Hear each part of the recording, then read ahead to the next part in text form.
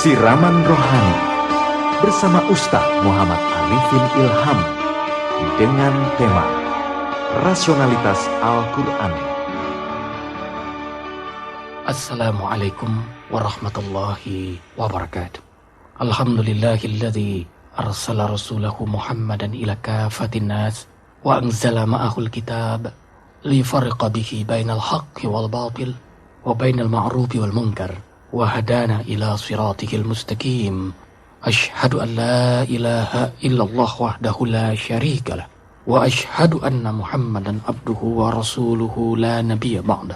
Allahumma salli wa sallim ala rasulillahi sallallahu alaihi wasallam wa ala alihi wa sahbihi wa man tabi'ahu bi isanin ila yaumiddin. A'udzu billahi minasy syaithanir rajim. Bismillahirrahmanirrahim. Huwallazi arsala rasulahu bil huda wa dinil haqq liyuzhirahu 'alad dini kullih wa kafa billahi syahida. Shadaqallahul azim. Wa sadaqa Rasulullah sallallahu alaihi wasallam. Tiada sikap yang lebih baik dan mulia sebagai hamba Allah yang bertauhid, cepat atau lambat pasti berjumpa dengannya, kecuali langkah takwa menyertai kita dimanapun, kapanpun, dan insya Allah dalam kondisi bagaimanapun. Salawat dan salam sejahtera senantiasa kita limpahkan bagi hamba pilihan Allah, Rasulullah sallallahu alaihi wasallam, yang berhasil mendobrak dinding pemisah antara bangsa barat dengan bangsa timur, bangsa Arab dengan bangsa Azam, antara kulit hitam dengan kulit putih. Islam adalah agama yang tidak terikat oleh teritorial geografis. Islam adalah agama yang tidak terikat oleh suku, bangsa, etnis, rasis, nasionalisme. Islam adalah agama yang tidak terikat oleh ideologi apapun, apalagi ideologi materialistis atau ideologi kepentingan. Bahkan Islam agama yang tidak terikat oleh sekedar darah keturunan. Yang mengikat Islam hanya Allah dan Rasul-Nya. Maka yang paling mulia di antara hamba-hamba Allah bukan siapa yang bicara atau yang mendengar, bukan siapa yang tua atau yang muda, tetapi siapa di antara kita yang paling pandai, paling pintar, paling tekun mendekatkan diri kepadanya. A'udzubillahi minasyaitonirrajim. Inna akramakum indallahi atqakum. Sesungguhnya yang paling mulia di antara hamba-hambaku adalah siapa di antara mereka yang paling bertakwa. Takwa adalah penilaian yang paling objektif. Rasulullah sallallahu alaihi wasallam bersabda, "Aqyasu min ummati aktsaruhum zikral maut wa asyaddu isti'dadan lah."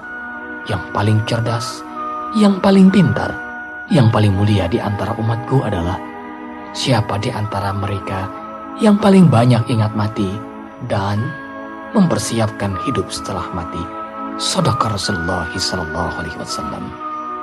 Saudara-saudariku yang kucintai, tema dalam muzakarah kita hari ini, rasionalitas Al-Quran sebagai mukjizat. Profesor Bernard berkata, semakin maju zaman, semakin tinggi tingkat peradaban dan kebudayaan umat manusia, semakin luas otoritas intelektual manusia. Lambat laun, tapi pasti, dengan pasti pula manusia berlomba-lomba meninggalkan agamanya masing-masing. Ada dua faktor yang melatar belakangi fenomena yang sangat agresif ini. Yang pertama, mereka menganggap bahwa agama sudah tidak sanggup menjawab kebutuhan umat manusia dan tidak lagi sesuai dengan zaman.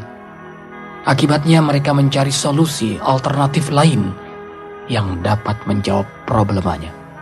Sehingga sengaja tidak sengaja, sadar tidak sadar, lahirlah agama baru, atau memang mereka melahirkan agama baru itu. Materialisme, sekularisme, hedonisme. Dalam teks bahasa Nabi, hubbud dunya wa karahiyatul maut, cinta dunia yang serba-serbi berlebihan, akibatnya mereka takut mati. Sisi lain, mereka menjadikan agama hanyalah mitos-mitos lama, cerita-cerita sakral. Kalaupun yang dihidupkan dari agama, yang hidup adalah ritual rutinitas, bukan ritual yang berkualitas. Boleh jadi Allahu Akbar di atas hamparan sejadah, Allahu Akbar di musalla, Allahu Akbar di masjid, tetapi di kantor, di hotel, di lapangan nafsu akbar.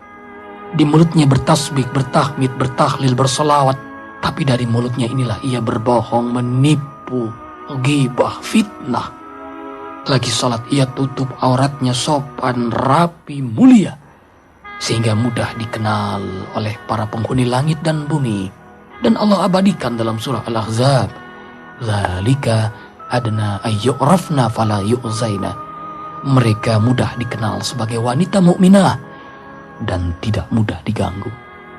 Tapi 1000 kali sayang, walaupun berikrar dalam sholatnya tunduk patuh taat pada perintah Allah, seusai sholat, pakaian sopan santun mulia itu kembali ditanggalkan, diganti dengan pakaian serba-serbi transparan. Yang kedua, mereka menyatakan, "My brain is my God." Otakku adalah Tuhanku. Dengan kemampuan otak, olah otak melahirkan ilmu pengetahuan. Sains, dari sains melahirkan teknologi. Dengan teknologi, segala urusan manusia akan dapat dicapai dengan segala kemudahan. Maka saat itu manusia tidak lagi membutuhkan agama. Bahkan titik kulminasinya mereka menganggap bukanlah Tuhan yang menciptakan manusia, tetapi manusialah yang mengada-adakan Tuhan, alias manusia yang menciptakan Tuhan. Dengan alibi yang sangat nakal, ia bertanya, kalau memang Tuhan itu ada, lalu di mana adanya? Kalau memang Tuhan itu ada, kapan adanya? Telur ayamkah dulu atau ayam dulu? Kalau memang Tuhan itu ada, bagaimana wujudnya? Maka tidak mustahil ada agama yang mewujudkan Tuhan dalam bentuk benda-benda, hewan, manusia. Sangat unik kan? Tuhan dipersonifikasikan dalam bentuk manusia. Baik, kalau memang alam raya ini ciptaan Tuhan, dan itu menjadi alasan semua agama, lalu siapa yang menciptakan Tuhan? Pertanyaan-pertanyaan yang amat sangat nakal ini kita akan jawab dalam mujakarah kita ini. Saudara-saudariku yang kucintai, dari 2 pernyataan ini melahirkan 2 pertanyaan. Pertama, apakah semua agama tidak sanggup menjawab kebutuhan umat manusia dan tidak lagi sesuai dengan zaman? Sebagaimana Karl Marx berkata, semua agama adalah candu. Padahal tesis Karl Marx hanya kepada satu agama dari kegagalan agama Gerejani kala itu. Masih ingat? Tirani intelektual Giordano Copernicus Galileo adalah tumbal dari tirani intelektual itu. Kaum Gerejani kala itu beranggapan bumi sentris, padahal hasil penelitian ternyata matahari sentris. Ambivalensi antara paham Gerejani dengan para ilmuwan ini. Tetapi karena Gerejani kala itu berkuasa, mereka pun dihukum, bahkan dieksekusi dengan cara dibakar hidup-hidup. Kemudian tirani ekonomi, di mana jemaat diharuskan membayar sebagian hartanya untuk kepentingan Tuhan Bapa di atas sana, tetapi malah digunakan untuk kepentingan pribadi kaum Gerejani. Kemudian yang paling menyakitkan adalah tirani kepercayaan dengan dogma lisensi pengampunan dosa oleh Paus. Kayak apapun dosa manusia akan dapat diampuni asal mampu membayar.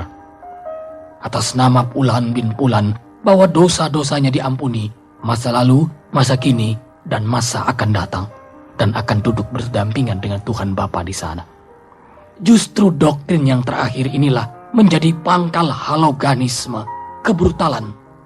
Semakin berani orang melakukan pelanggaran-pelanggaran agama, toh nanti diampuni oleh Tuhan. Semakin berani orang merampok, toh tinggal dibayar. Semakin berani orang korupsi, toh akan beres dengan duit. Yang baik menjadi jahat, yang jahat semakin menjadi jahatnya. Karma kecewa, lalu menarik kesimpulan dengan emosional. Agama tak ubahnya seperti tirani, penjara kehidupan. Lalu dengan terngopoh-ngopoh menyatakan, semua agama adalah candu. Baik, kalau Karl Marx mengatakan semua agama adalah candu, berarti Karl Marx berkata, semua berkaki 4 adalah kerbau.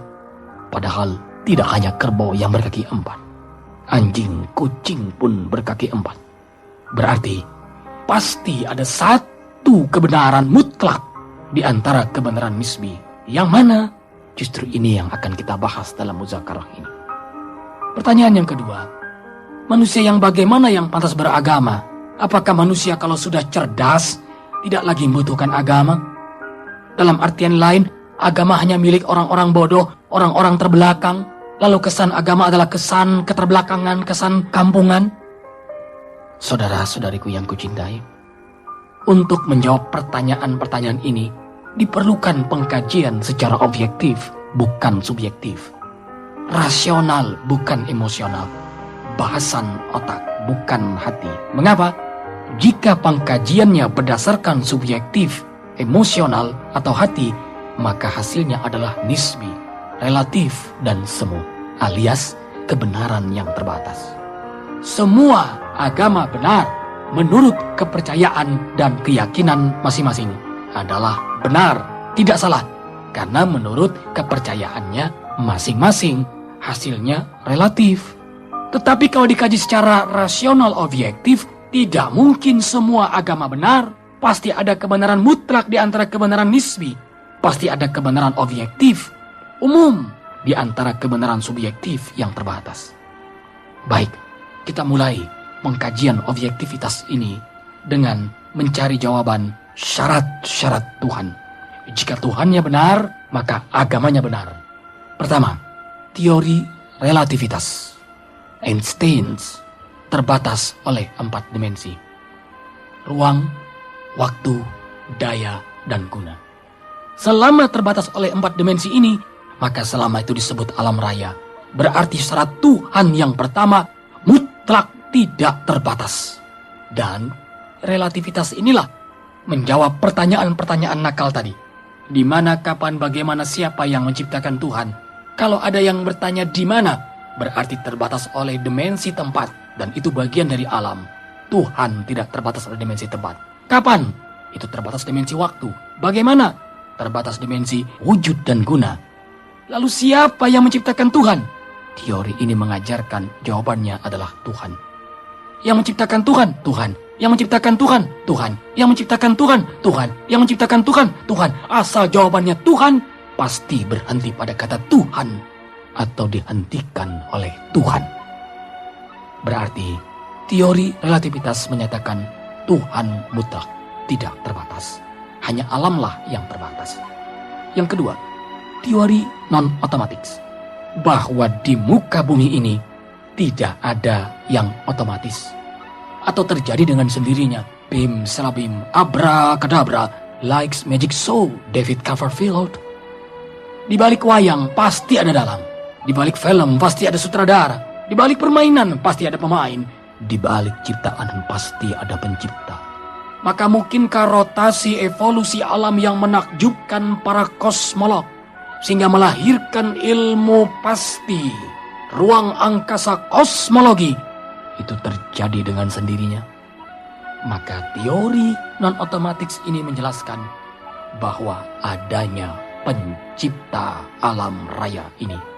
Berarti Tuhan sebagai pencipta. Maka dengan mudah teori otomatik ini menggugurkan teori ateis yang menyatakan Tuhan itu tidak ada. Sebenarnya ia sudah bertuhan akalnya. Tak kala ia menyatakan Tuhan tidak ada, itulah yang menjadi Tuhannya. Ketiga, teori demos atau paling tertinggi, paling tinggi, tertinggi, kuasa, paling kuasa, terkuasa, mulia, paling mulia, termulia. Hanya satu, Diwan Anle. Satu dalam artian Tuhan. Tuhan itu hanya satu, tidak dua, tidak tiga, apalagi multi Tuhan. Kemudian satu dalam artian kebenaran. Yang benar itu hanya satu, semuanya salah. Pasti ada satu kebenaran objektif di antara kebenaran subjektif. Pasti ada emas di antara timah, tembaga, dan besi. Pasti ada mutiara di sela-sela lumpur. Pasti ada Tuhan di antara hantu-hantu.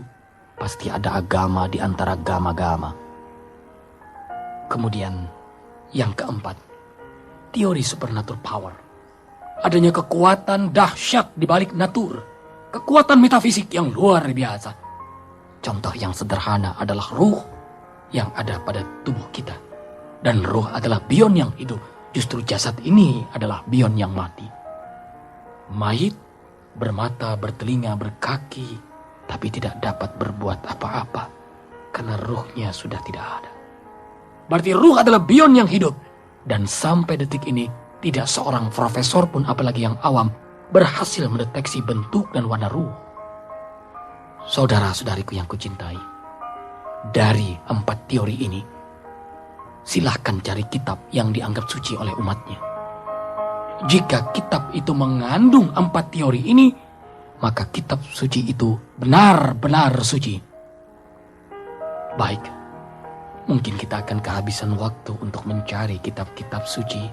Jangankan kitab suci yang lain, kitab suci sendiri saja jarang kita sentuh.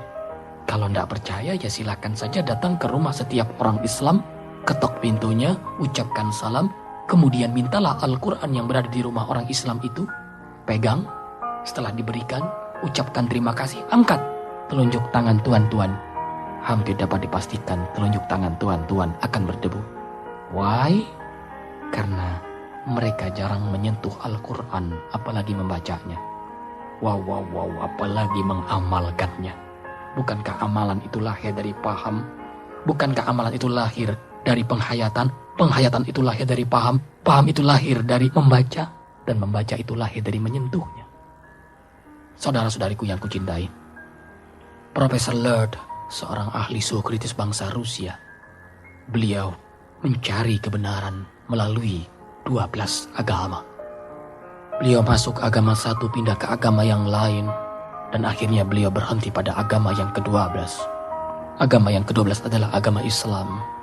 Mungkin tuan-tuan bertanya mengapa beliau memilih Islam sebagai agama yang ke-12. Karena beliau paling benci dengan Islam. Justru karena kebencian yang luar biasa itulah membuat beliau jatuh cinta dengan Islam. Karena itu ada Giu mengatakan, janganlah kau benci sesuatu dengan amat sangat benci. Suatu saat kau akan mencintainya. Atau sebaliknya, janganlah engkau mencintai sesuatu dengan amat sangat cinta. Suatu saat kau akan membencinya. Baik, kita buktikan bahwa 4 teori tadi terjawab dalam Al-Quranul Karim. Yang pertama, teori relativitas, bahwa Tuhan itu mutlak, alam raya ini terbatas. Allah jawab dalam surah yang pendek, padat, tapi mengandung bobot tauhid yang luar biasa.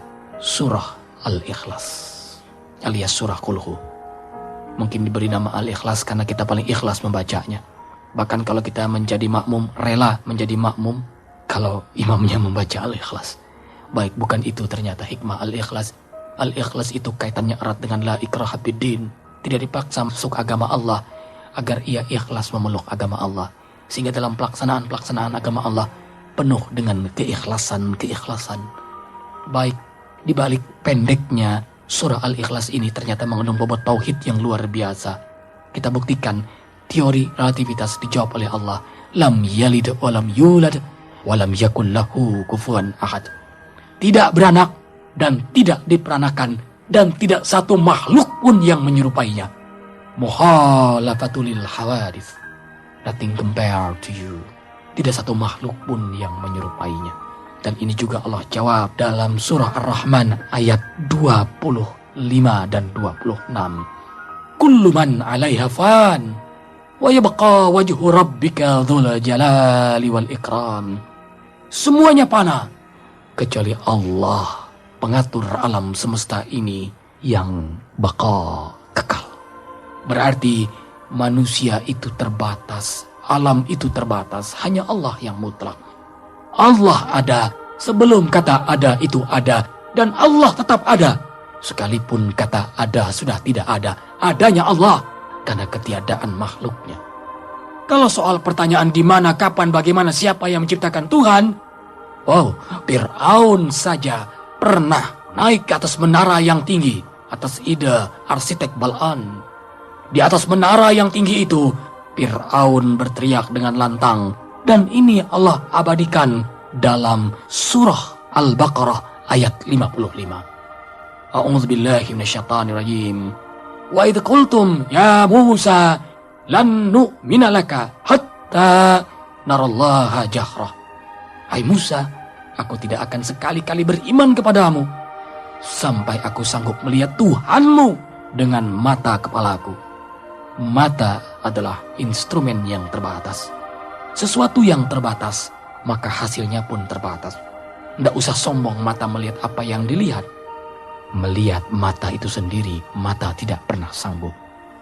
Berarti teori yang pertama sudah terjawab dalam surah Al-Ikhlas. Yang kedua, teori non-otomatis, bahwa di muka bumi ini tidak ada yang otomatis. Masih ingat saudaraku? Cerita Nabi Ibrahim alaihissalam ketika mencari Tuhan, sehingga beliau terkenal sebagai Khalilullah, kekasih Allah, karena tauhidnya yang amat sangat luar biasa. Ini pun Allah abadikan dalam surah Al-An'am ayat 75 sampai 79. Ketika beliau melihat kawakib, bintang-bintang, haza Rabbi, ini Tuhanku. Ternyata bintang-bintang itu menjelang subuh tenggelam. Akhirnya Nabi Allah Ibrahim berkata, La uhibul afilin. Aku tidak suka dengan Tuhan-Tuhan yang terbatas. Kemudian melihat Al-Qamar, bulan, hadza Rabbi, ini Tuhanku. Ternyata bulan pun menjelang subuh tenggelam. La uhibbul afilin. Aku tidak suka dengan Tuhan yang terbatas ini. Kemudian melihat Asy-Syams, matahari, hadza akbar, ini lebih besar. Ternyata yang dianggap lebih besar pun menjelang maghrib tenggelam. Akhirnya Nabi Allah Ibrahim berkata, La illam yahdini Rabbi, la akunanna minal qamidallin. Ya Rabb, seandainya engkau tidak memberi petunjuk kami, niscaya kami akan jadi kaum yang sesat. Dallin. Bertuhan waktu, tempat, daya dan guna. Bertuhan-Tuhan terbatas, materialisme, sekularisme, hedonisme. Beri petunjuk kami ya Rabb. Allah menjawab, Inni wajjahtu wajhiya lilladzi fataras samawati wal ard. Nabi Allah Ibrahim, wajahkan wajahmu kepada aku. Akulah pencipta langit dan bumi. Inni wajjahtu terkenal sebagai doa iftitah dalam salat sebelum Al-Fatihah. Prolog sebelum berdialog. Al-liqa qabla al-liqa, kata Imam Ghazali. Berjumpa sebelum berjumpa. Berjumpa Allah saat salat. Dan insya Allah akan berjumpa setelah kita wafat. Al-khasi'in alladhina yazunnuna annahum mulaku rabbihim wa annahum ilaihi raji'un. Sadaqallahul azim.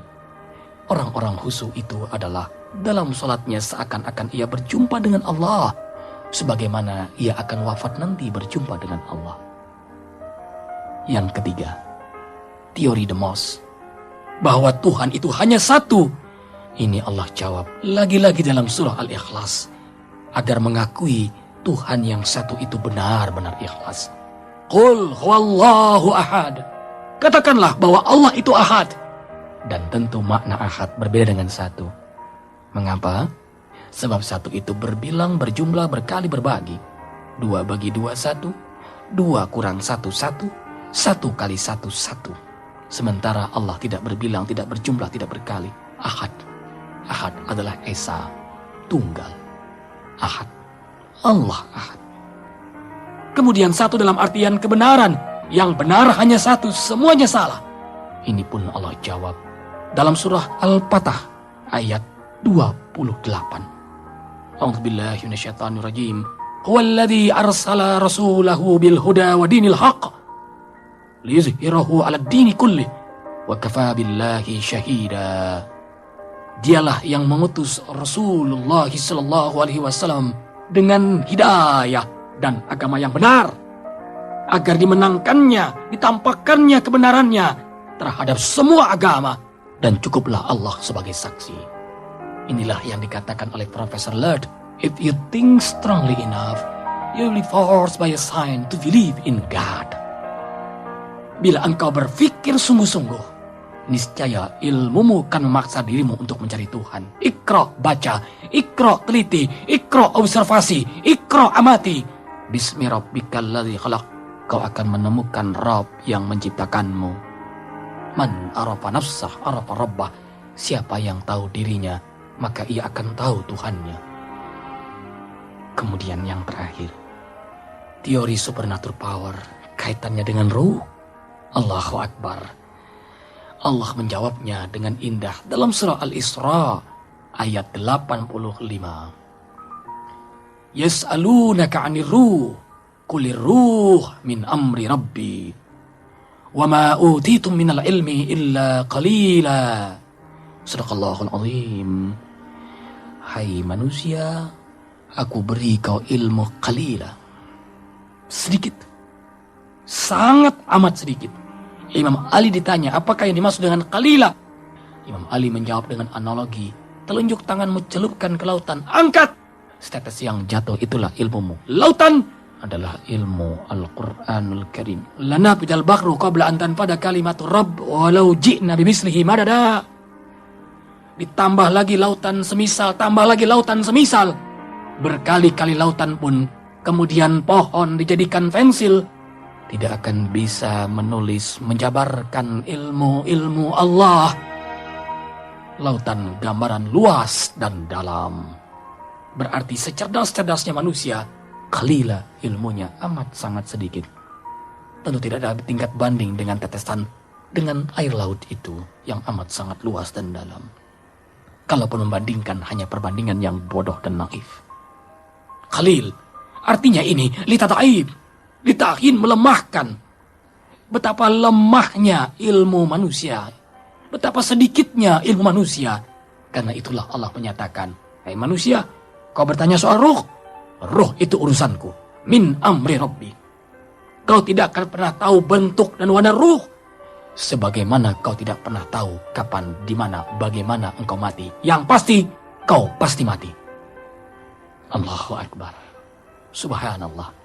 Ternyata 4 teori ini dijawab oleh Al-Quranul Karim. Berarti Al-Quran adalah ajaran keyakinan yang sangat objektif. Dapat diterima oleh akal yang sehat. Karena terbukti melalui pengkajian teori objektivitas. Berarti mereka yang melaksanakan Al-Quran adalah mereka yang cerdas dan pintar. Mereka yang bangun di tengah malam adalah orang yang cerdas. Mereka yang berinfak karena mengamalkan Al-Quran adalah orang yang cerdas. Mereka yang melaksanakan ibadah haji saat ia mampu adalah orang yang cerdas. Berarti semakin maju zaman, semakin terjawab bukti-bukti kebenaran Al-Quran. Al-Quran tidak pernah ketinggalan zaman. Bahkan Al-Quran menjaga zaman. Maka jika kita meninggalkan Al-Quran, berarti kita akan menjadi manusia-manusia yang tertinggal. Alias manusia terbelakang. Nah saudaraku, pegang teguhlah kitab suci Al-Quran itu. Sentuhlah, bacalah, pahami, hayati, amalkan.